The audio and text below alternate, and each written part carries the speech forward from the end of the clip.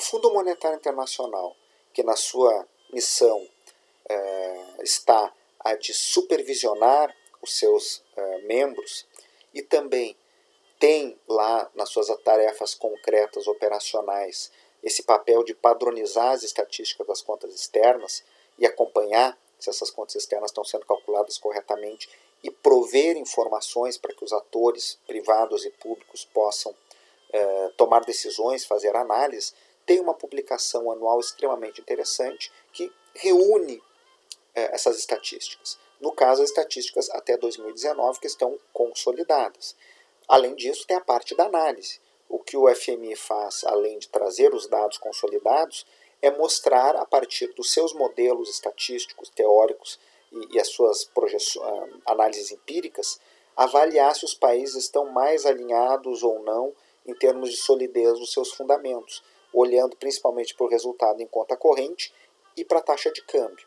Por que o resultado em conta corrente? Pelos aspectos analíticos que eu comentei anteriormente, que nós não vamos poder aprofundar matematicamente, algebricamente, teoricamente aqui neste curso, mas que vocês podem acessar o material que eu tenho à disposição lá no canal no YouTube, né? Porque déficits em conta corrente elevados para a maioria dos países que não têm moedas sólidas e conversíveis internacionalmente, esses déficits podem gerar trajetórias insustentáveis de endividamento.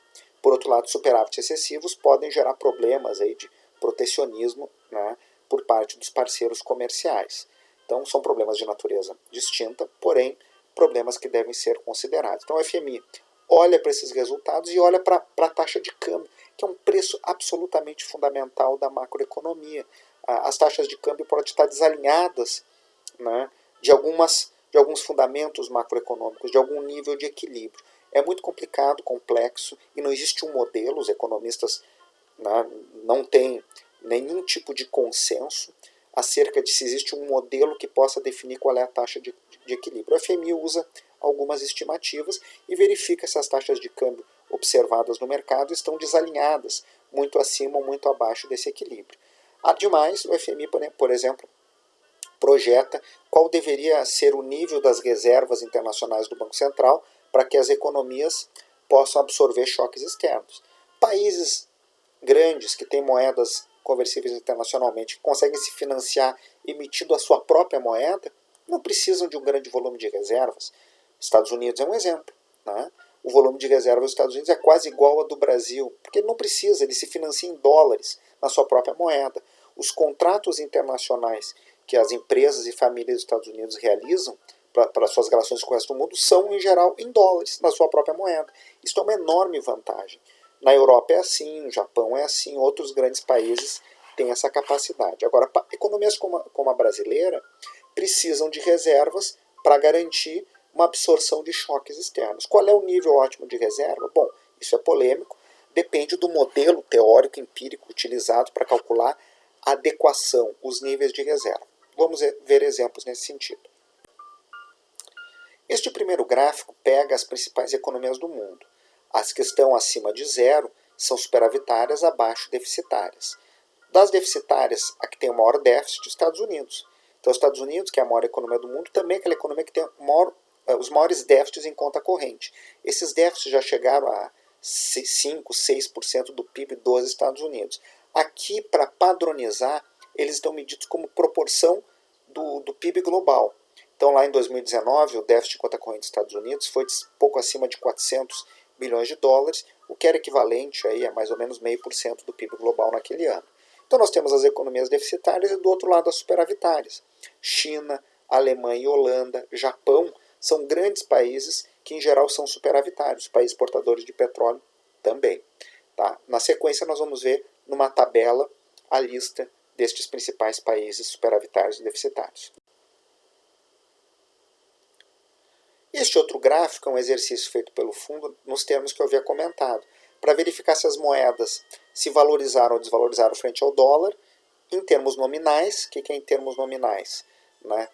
Sem levar em conta inflação ou outras variáveis, ou em termos reais, considerando alguma medida de taxa de câmbio de equilíbrio. Né? A variação nominal está no eixo horizontal e a variação real no eixo vertical. Então, no quadrante à esquerda abaixo são os países que tiveram desvalorização nominal e real nas estimativas do FMI. A Argentina em destaque negativo, com a maior depreciação em termos reais e nominais que vocês, né, estão observando aqui.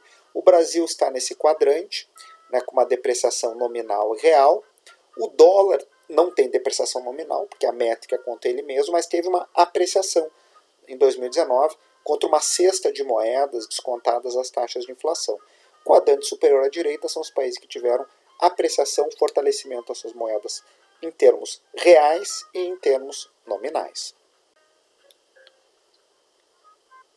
Aqui nós destacamos algumas das economias avançadas em termos dos seus déficits superávites. A Alemanha e Japão, por exemplo, são países estruturalmente superavitários, vendem mais bens e serviços para o mundo do que compram e recebem mais rendas do que pagam. Isso gera superávites em conta corrente, que são elevados com proporção do PIB e tem ali, naquela parte do meio, tem o valor em dólares, depois o percentual do PIB global e o percentual do próprio PIB da economia. Já os Estados Unidos, o contrário, um país estruturalmente deficitário, tem sido assim desde o final dos anos 60, começo dos anos 70. Gasta mais do mundo do que o mundo gasta com ele, mesmo sendo a maior economia do mundo. O resultado dos déficits ao longo do tempo é uma posição internacional de investimentos negativa. Então, os Estados Unidos, né, são a maior economia do mundo, o maior déficit em termos de valor e a pior posição internacional de investimento. Japão e Alemanha, o contrário, são líderes aí, credores com respeito ao resto do mundo, do ponto de vista da posição internacional de investimento, porque são estruturalmente superavitários. Estão acumulando dinheiro frente ao resto do mundo. Antes de irmos para a posição internacional de investimento, vamos olhar alguns países emergentes. O Brasil tem um déficit, né, que está projetado para 22 bilhões em 2020 e que é um valor menor do que o de 2019, com proporção do PIB. 2019 é o último dado fechado, perto de 3% do PIB. A China é um país superavitário, já foi muito mais superavitário, como proporção do seu PIB. O superávit da China já chegou perto, ao redor de 10% ao ano. O México é um outro país que merece aí um olhar, que também tem déficits em conta corrente. Eles diminuíram um pouco com proporção do seu PIB e segue aí a lista de outros grandes países emergentes. A Argentina é um país que tem tido dificuldades em conta corrente também no período recente. A própria crise econômica, em alguma medida, está ajudando o país, porque não consegue mais gastar frente ao resto do mundo, no caso a Argentina.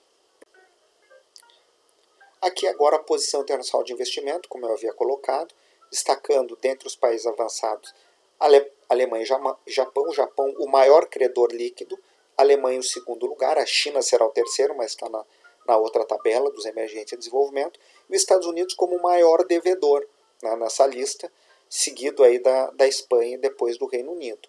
Então, para que nós tenhamos uma imagem, não é mais jocosa, mas se o mundo acabasse hoje e tivesse uma espécie de grande acerto de contas, os alemães e os japoneses seriam credores e os Estados Unidos o grande devedor. Notem que essa é a posição líquida, é a diferença entre ativos e passivos. Se nós formos olhar os Estados Unidos, as famílias, empresas e governos dos Estados Unidos detêm um volume de ativos que é o maior do mundo. Porém, o mundo detém, contra os Estados Unidos, ativos que na perspectiva dos Estados Unidos são passivos, maiores ainda, de modo que o resultado líquido é este déficit de cerca de 10 trilhões de dólares, que equivale a metade da economia dos Estados Unidos. Destaquei aqui Brasil, China e México. Brasil e México, com países deficitários, né? O México, com proporção do seu PIB, uma posição credora negativa, uma posição devedora, e a China, pelo contrário, como um grande credor dentre os emergentes, é o maior. Né? O segundo maior nessa lista, né, é a Arábia Saudita, em função, né, dos recursos naturais, da exportação de petróleo, e a Rússia também é um país estruturalmente credor neste quesito.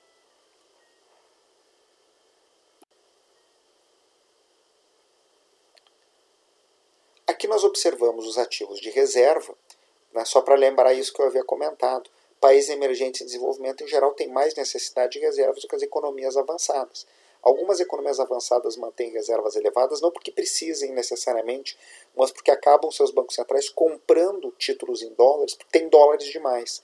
e para evitar valorizar suas moedas. É o caso do Japão, também é um pouco o caso da área do euro. Já a China, o maior detentor de reservas internacionais do mundo, pelas duas razões, né, e nos últimos anos, fundamentalmente porque tem excesso de dólares e acaba comprando para evitar a valorização da sua moeda. Aí está o Brasil com uma posição muito confortável e a Argentina. Na outra tabela apareceu a Argentina com uma posição credora positiva, muito mais pelo processo de reestruturação da sua dívida, que gerou uma queda da dívida externa do país e, portanto, a possibilidade de ter uma posição credora. Não reflete exatamente uma solidez das contas externas, de superávites em conta corrente por parte do país. Aqui as reservas da Argentina são bastante menores do que as brasileiras, como proporção do seu PIB também.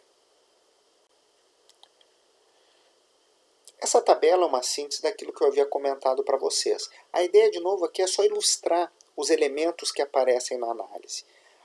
E eu peguei alguns países. Né?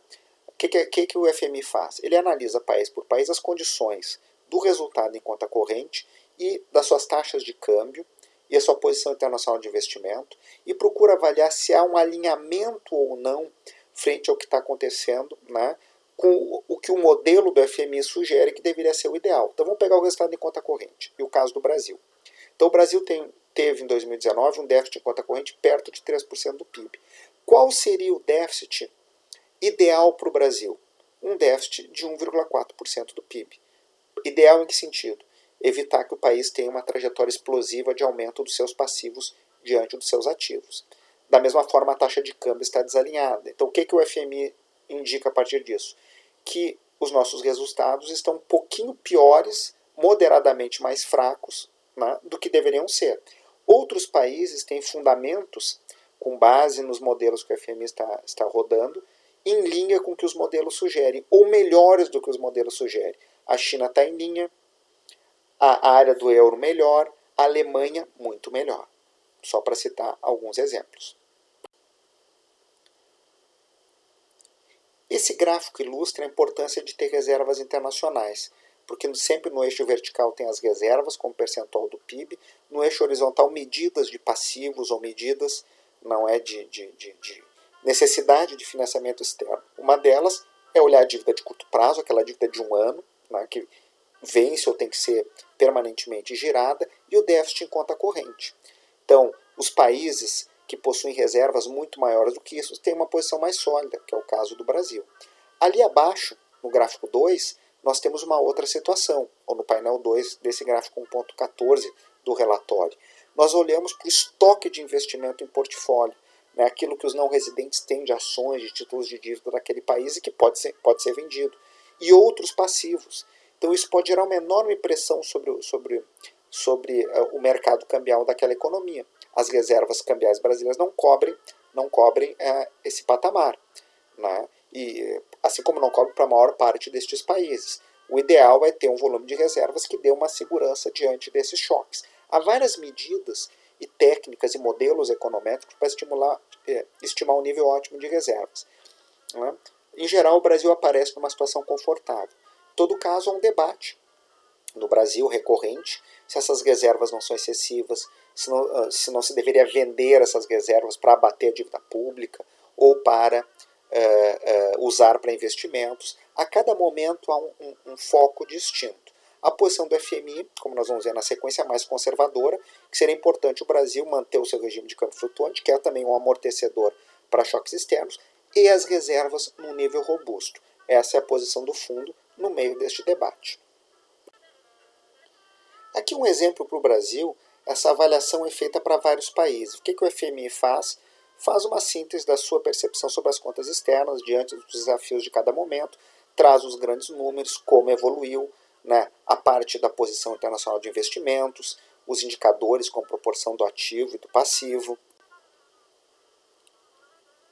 a análise e as perspectivas para o resultado em conta corrente, para os fluxos de capitais, né, as intervenções no mercado cambial e lá no final, né, em destaque, eu destaquei em amarelo para vocês verem, e nos relatórios dos anos anteriores, eu também acompanho esses relatórios, né, em função das minhas atividades acadêmicas e das várias interações que eu acabo tendo, né, o FMI vai reafirmando essa importância de manter um nível robusto de reservas, para ajudar a absorver choques externos negativos. Pois bem, então essa é a síntese dos dados que o FMI traz. Esse é um universo extremamente interessante. Para fazer esse tipo de análise, como em tudo na economia, tem que conhecer os conceitos, as formas de mensuração e as teorias que relacionam. Não há uma única teoria, por exemplo, para explicar o câmbio de equilíbrio ou para explicar qual deveria ser um nível de equilíbrio do resultado em conta corrente. Há modelos distintos em que as variáveis têm relações de causalidade distintas também. Bom, algumas dessas relações eu estou destacando aqui, outras vocês vão poder aprofundar em outros espaços, nos próprios materiais que eu estou disponibilizando, e outras ainda eu resgato em outras partes desse curso, por exemplo, a questão do mercado cambial, determinação da taxa de câmbio, e uma ideia mesmo que geral de alguns dos modelos mais influentes. Ficamos por aqui na parte de balanço de pagamentos, depois vocês vão poder avançar em outros tópicos.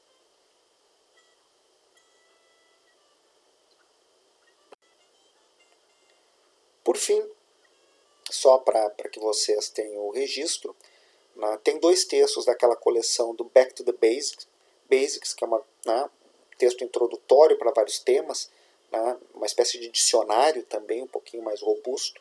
Um que problematiza a questão, né, da abertura financeira externa, da liberalização financeira externa. É um texto mais antigo, mas o tema volta à moda por quê? Porque depois da crise financeira global, 2007-2009, os países voltaram a atuar mais ativamente controlando os fluxos financeiros.